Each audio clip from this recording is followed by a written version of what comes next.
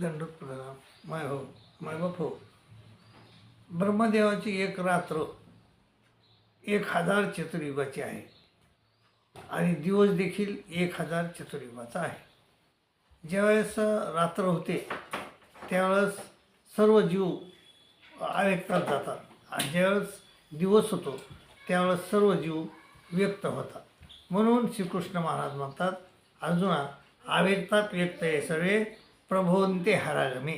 अव्यक्तात व्यक्त ये सर्वे प्रभवन्ते हरागमे. रात्र्यागमे प्रलियंत्रे तत्रेवायक्त संज्ञके. भूतग्रामस्यवायम भूतो होतो अपरियते.